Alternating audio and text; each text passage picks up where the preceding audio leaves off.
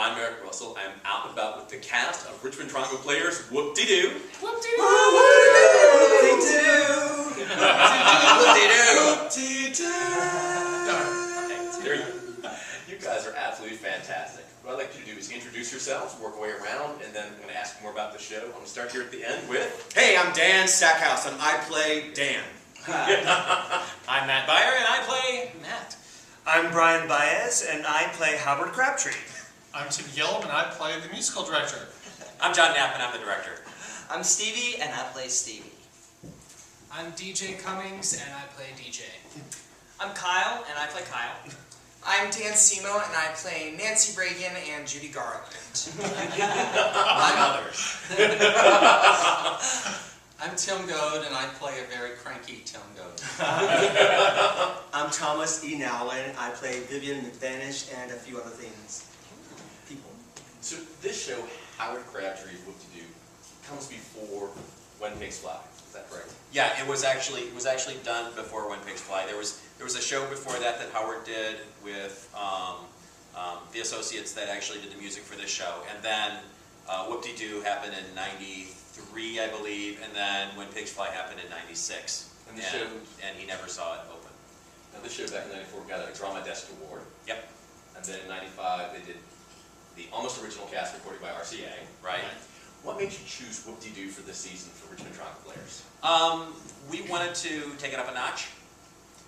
We had been looking at a different show originally, and then we kind of went, well, that one's not going to work out. So with this great new theater, the idea was to just kick it up a notch and do something with lots of costumes, lots of energy, lots of excitement, and I've always wanted to do this show, but in other spaces it was just too big for us. When So Pigs Fly, we had 5 guys. I was in the cast, the musical director back then, and this has 9, and almost twice the costume, so it fits the beautiful new space and the mission of the organization. There's almost like 95 costume changes. Yeah. It's a lot of costumes. There's a lot of There's costumes. a lot of time. And I lost count wigs. after a while going, wow. Shoes. Lots of hair. Lots of hair. Yes. Lots of hair. Because this show has a little bit of everything. It's got dancing fruit.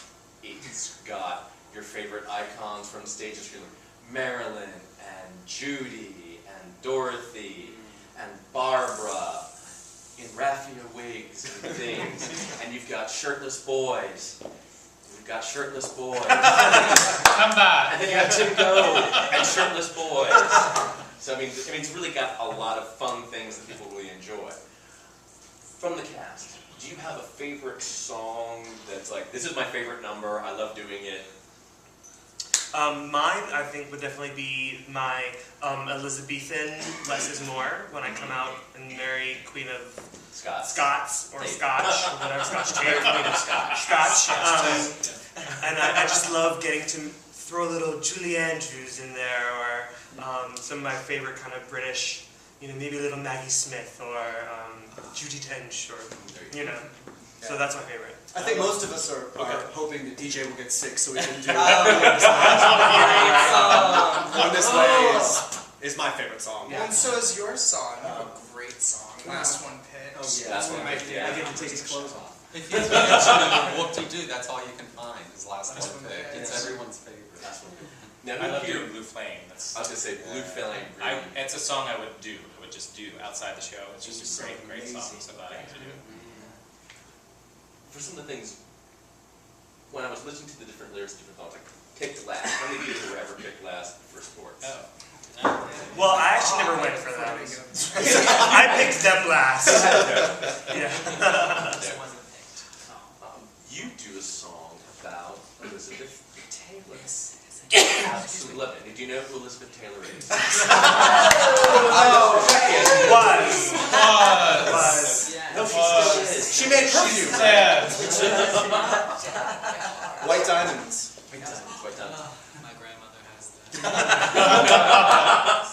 You really, with that song, you seem to be enjoying it and stuff. What was it like to sing about Elizabeth Taylor with all of her last names? Oh, it was just a lot of fun, to work on, because, I just graduated from ECU, so a lot of the stuff I did at school was more serious and more heady kind of stuff. So this was just fun to have fun with and just be crazy on stage.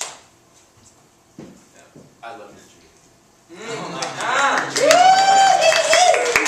What's it like to play Judy? And It's bizarre. It's kind of an out-of-body experience. I try not to think about it and just connect with the audience and give Judy the justice she deserves. As much of a parody of her as I am, I try to base it in some kind of truth, as all theater is based in truth, so.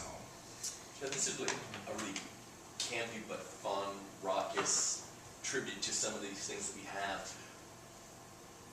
Do you have a favorite song out of this one, as a director?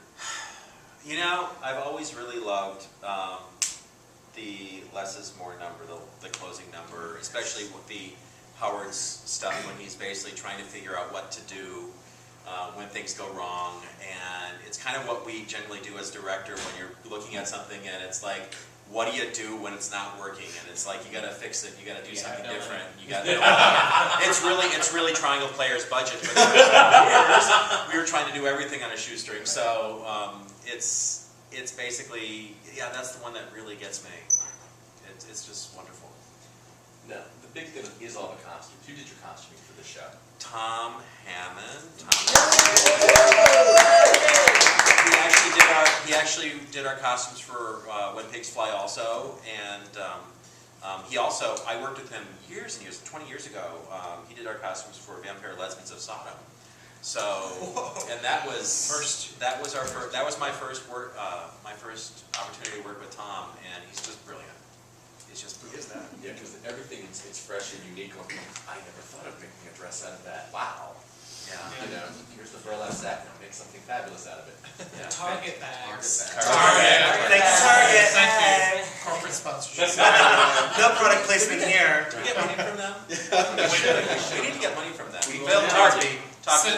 Send this to the America. Talk to Target, Phil. Now, Tim, this is not your first show with RTP, is it? No, I did Devil Boys from Beyond. It all started with these two. They wouldn't leave me alone after they come to a few shows at Nations. They said, she's not just a drag queen, she's an actor. And so they kept bugging me, and now they're very sorry. Now they're stuck with me. We're stuck on you. Because the show opens with you and Howard Crabtree here, and you've got this great chemistry, just kind of like, oh, I can't believe you're doing that again. What's it like working together? Because you really have this great timing and chemistry with each It's other. so fun. It really is a blast. I've learned a lot from Tim, even just how to apply my lashes, which Tim actually has to do for me because I can't quite get it yet.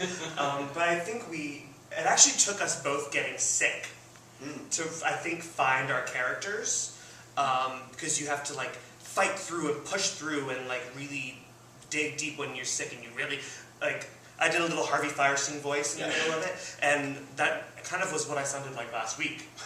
So working with Tim has been a really great back and forth. The scenes are really, who can one up each other, because it's not like that, but it's almost like we did this acting exercise in school. It's like a game of toss. You toss the ball and you can catch it and throw it back. So we have this really great back and forth that we try to pull something out of the other person. They're like brothers. We really Or like my grandmother. And in the same sense that I bring drag experience, I'm new to theater. I mean, there's so much that there's so many times in the rehearsal process that John will give us a direction, and I'm like, what does that mean? And Brian has just been like, everybody here has probably more theater experience than I do, but Brian and I have been like brothers, and he's like, okay, this is what you have to do. Well, and I said early on that we have a Facebook page that I set up, and I did a big post a long time ago, and it's like, this is a cast with 9 gay men. That could be a bad thing. What? You are? And it's had I Perfect day for an outing. Okay. and it's just not. We've just been outed. There are no divas in this cast. Everybody's just great to work with. Everybody helps each other out. There are varied levels of experience, and everybody's just in to make it work, and it's been a great thing. And because everybody has such varied backgrounds, drag, ballroom dance, cruise ship and theme park, straight theater, we all bring something new, and it creates this really wonderful tossed salad of theater, which is really fun to be a part of. Like that there's salad tossed at the theater. But I'll tell you another thing that really attracted me to this show was there's some really great harmonies in it, and I have the privilege of working with this man, the director of the men's chorus, Richmond Men's Chorus, who really specializes in getting that harmony out of folks. So It's really neat to have an all-male cast, to have that sound, the rich and the full and the energy that the script will throw at it. And it's really great to have all of them doing that sound, because sometimes everyone's on their own note. And it's got that energy that is really unique for this show. And also the message that the show of, less is more, and you can do with what you have and be who you are. And it's really important in this day of it gets better, and the positive message that the whole show has. Because I was making it about the banana in the middle of meat and potatoes and the whole Don't Ask, Don't Tell. I really enjoyed the outing. That whole thing about, you've just been outed, but there's something about that, you're always coming out, and again, picked last, and some of the others. It's actually a really interesting thing, like a show that was written in the 90s and now being performed in 2012. The way you look at it, that gay life was very different even in the 20 years that it's happened, and things like gays in the military and outing and things like that. I mean, it's fun to play this in a 21st century environment. It kind of changes some of the material a little bit. Probably 20 years ago, this had a very different meaning. Yeah, we have come so far since then. And so far yet to go. Indeed. yeah, exactly. Bingo. What do you want people to take away from this show? What do you do once they've come, brought their friends, all that? I need them to have fun. That's what we need. We need them to have a good time. We need them to just enjoy this thing. If it gives them a little message, and they take a little message away about what it's like to be gay or not, then we want them to do that too. So, One of the things I heard with the audience tonight that I told the cast, people would laugh and then stop because the lyrics are so very clever. It's one of the most clever, funny, but smart shows, because it'll give you something to laugh at, and then you think about it and go, like the gays in the military, that doesn't exist anymore. And even going in the outing issue, which is older, almost 20 years, people don't think about that as much, and certain celebrities that aren't out. So people are laughing, but then it's just a very clever, smart show. From the cast, what do you want people to take away from the show? Well, this is our entry into the Acts of Faith Festival. A spiritual Hallelujah. No, have fun. This is as light and fluffy a show as I've ever been involved with, and I love every moment of it. Come, have fun. The holidays are coming. Thanksgiving's coming.